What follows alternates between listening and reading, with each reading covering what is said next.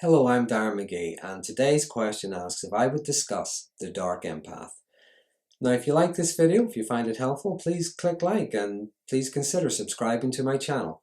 But just as a reminder, this video is not a substitute for support from a mental health professional, nor is it a tool to be used to diagnose someone. So, first of all, empathy. Empathy could be described as the ability to understand the feelings of others, the ability to share the emotions of others. So what is it makes a dark empath? What is a dark empath? Well, when we talk about narcissism, when we talk about narcissists, more often than not, we're using a term to describe someone who is difficult, someone who is toxic, someone who is abusive. But the recurrent theme is we're talking about someone with a lack of empathy. Now, this is the thing about empathy. It's important to remember that someone with a lack of empathy, an empathy deficit, is not necessarily toxic. They're not necessarily a monster. All that could mean is perhaps they struggle with social cues. They may not understand how other people feel. They may find it difficult to communicate as much as they may be difficult to communicate with. But again, they're not monsters because there is no intent there, okay? All there is maybe just misunderstanding or confusion. Now, dark empaths have empathy, but they don't use it to connect with others in say a healthy way, a way to maybe help someone feel safe, to help them to heal or whatever. They use their empathy. They use it like an emotional vampire. They suck all the joy, all the energy out of their victims. Dark empaths, they would be on the Dark Triad. Now, I've made a video on the Dark Triad before. If you think you would find it helpful to educate yourself, by all means go ahead and check it out. But just to recap, the Dark Triad, now that's when there's three things come together. There is narcissism, there's psychopathy, and there's Machiavellianism. Okay, now narcissism being that sense of self-importance, the need for admiration, being disagreeable. Psychopathy, the lack of remorse, being callous. And Machiavellianism, now that's the scheming, that's the manipulation. Now there aren't enough of these traits in any just one of those areas to be able to give an actual diagnosis of, say for example, psychopathy or narcissistic personality disorder. But there are enough of each of them to, when they come together, when they're combined, enough to make a pretty difficult person to have to be around. But you imagine those traits, the callousness, you imagine someone who's callous, the manipulation, the sense of self-importance, you imagine all of those things, that sense of entitlement and so on, but with empathy. Okay, now, you imagine what would that look like for a second. We're not just now talking about someone who's disagreeable, we're talking about someone who is antagonistic as well. Now, there are different kinds of empathy, and I'm going to talk about those in a moment, but the dark empath, remember, they do have empathy in the sense that they know exactly what they're doing. They know that they're manipulating. They know that they're hurting others. What they're doing, they do it with intent. Now, I think that we tend to confuse empathy. We confuse it in the sense that we think that empathy means compassion, but they're not. They're two different things. Now, compassion means that we care. Someone can have empathy, but they still get a kick out of inflicting pain on someone. They still get a kick out of other people's suffering. And I think that sometimes that's why people in toxic, abusive relationships, I think that's why they get so confused sometimes. It feels like they're going insane. You know, why does no one believe me how toxic and hurtful this person is? Why does no one believe that they do these things to me? Why do they treat me like this, but everyone else they treat really, really well? They're really good to them. Well, as I mentioned earlier, there are different kinds of empathy. Now, effective empathy, that is when we can share other people's emotions. Now, for example, we don't really want to hurt someone because we don't like how it feels when we're hurt. Whenever something awful happens to someone, you know, we can really feel for them. But the dark empath has what's known as cognitive empathy. Now, that's knowing what someone feels, that's knowing what someone wants or needs. The dark empath knows that and uses it against them. They know how to read people. They know how to read moods. They can pick up on a tone of voice, body language, and so on. They can watch for discrepancies in behaviours and discrepancies in the things that people say, so they can have a pretty good idea when they're being lied to or when they're being manipulated. And they learn how other people react to certain things, react to things like flattery, insult, sarcasm, threat. They also learn how to mimic emotions. They mimic them very well from watching others, from watching television, from watching movies.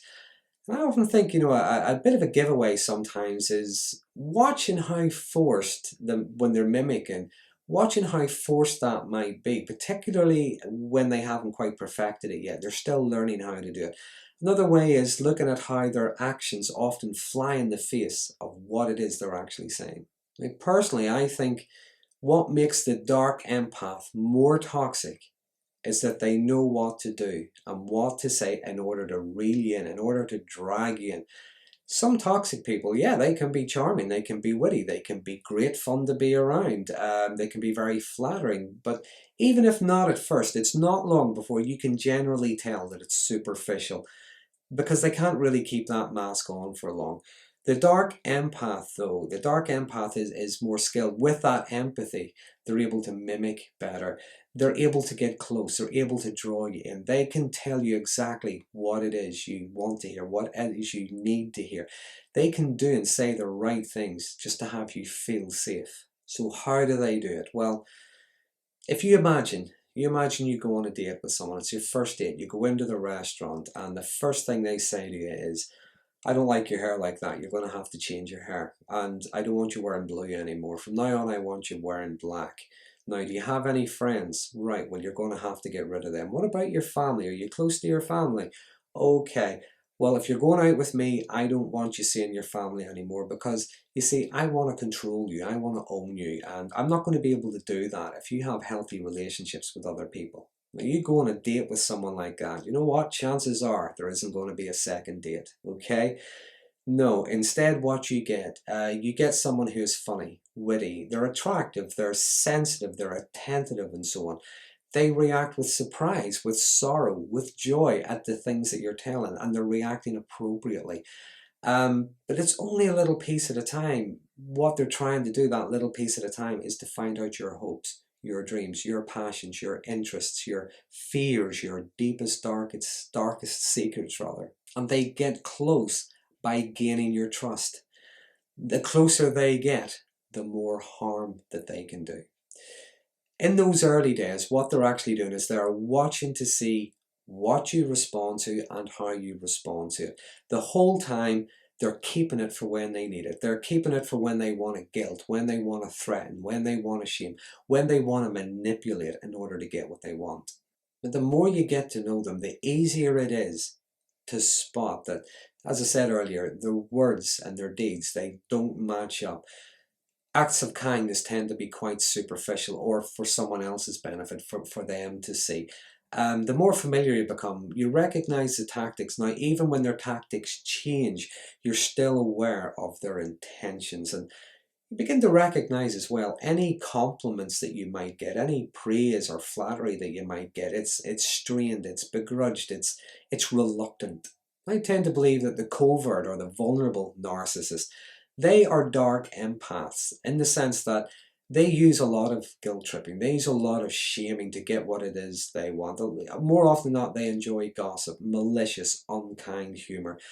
They spend a lot of time virtue signaling, but also being very antagonistic. But with the empathy and with showing the empathy, that antagonism is more passive aggressive. Now, what that might sound like would be someone saying to the dark empath, what you did hurt me. And them replying, well, shall we explore why I had to say that? Or the one that I used to hear all the time, I shouldn't have had to say that to you. There's enough empathy there to recognize what happened and the effect that it had, but there's no acknowledgement or responsibility or even validation to the other person for how it feels.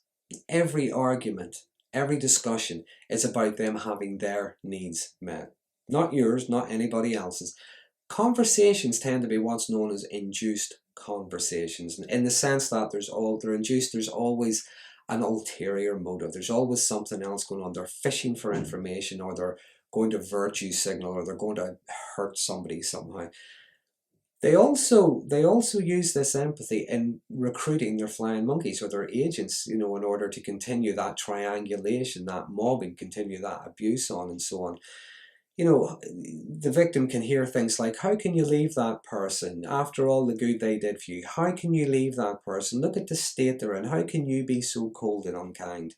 Now, I've made videos on covert narcissism as well as flying monkeys. If you want to check those out, just to see for yourself, do you think the patterns match? Now, this is the thing about the Dark Empath. There is so much more to cover. I could never do it all in one video. So maybe I'll make another video at another date, going into a bit more detail.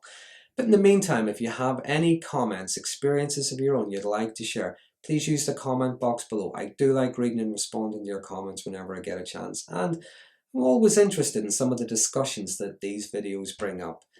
If you like this video, if you find it helpful, please consider subscribing to my channel for future updates on mental health related topics. And until next time, thanks for watching.